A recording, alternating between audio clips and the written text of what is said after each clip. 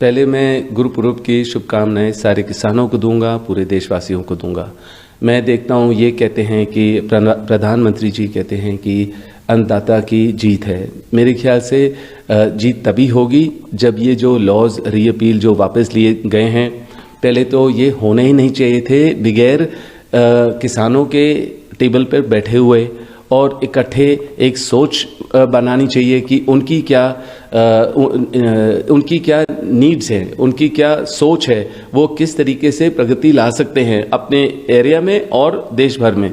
तो अब उनके ऊपर ठोस दिया गया कि ये होगा। वो नवंबर 2020 से हर सड़क पे खड़े हुए थे, उनको मारा पीटा, जैसे भी मौसम था वो डटे रहे, वो हिले नहीं। और जब भी मैंने देखा कि मेरी गाड़ी कहीं से भी निकलती थी तो लोग दौड़ के आते थे और उम्मीद करते थे कि उनकी सुनवाई होगी, क्योंकि सुनवाई बिल्कुल नहीं हुई किसानों की।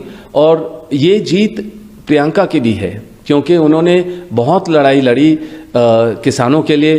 आपने पूरे देश भर ने देखा, लोगों ने देखा कि जहां भी मैं जाता हूं वो मेरे से पूछते हैं प्रियंका के बारे में, वो ठीक है या नहीं, क्योंकि जिस तरीके से व्यवहार किया प्रशासन ने उनको और उनके कलीग को मारा पीटा, और रात भर में वहाँ जिस तरीके से उनको एक गेस्ट हाउस में छोड़ा गया, मेरे को लगा बिल्कुल एक महिला के साथ गलत है।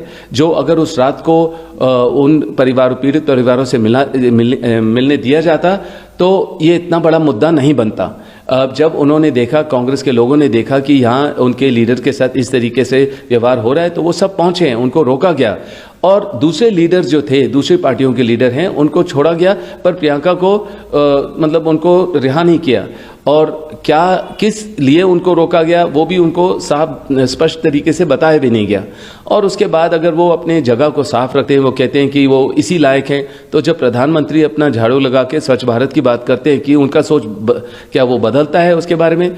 मैं कहता हूं कि प्रियंका ने बहुत किसानों के लिए किया है और वो संघर्ष कर रहे हैं और लोग उनके साथ हैं और उनके लिए जीत है ये फार्म लॉज वापस लिए जा रहे हैं। और मैं कोशिश करूंगा कि ये जो सरकार है, जो खाली जब असेंबली इलेक्शन होती हैं, यूपी में है, पंजाब में है, तो उसके सही समय पर ये दिया जाता है, ये वापस लिया जाता है, या अपने आप सॉप्स देते हैं, आप कहते हैं कि हाईवे बनेंगे, ये बनेंगे, वो बनेंगे।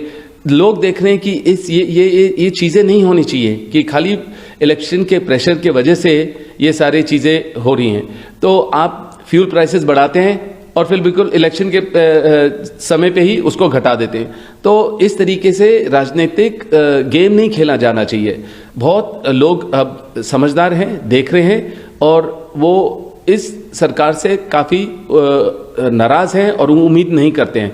वो जो भी आप देखेंगे हमारे घर के बाहर और दफ्तर के बाहर सब जगह प्रियंका से बहुत उम्मीद है, और प्रियंका बिल्कुल संघर्ष कर रहे हैं सारे लोगों के लिए, किसानों के लिए।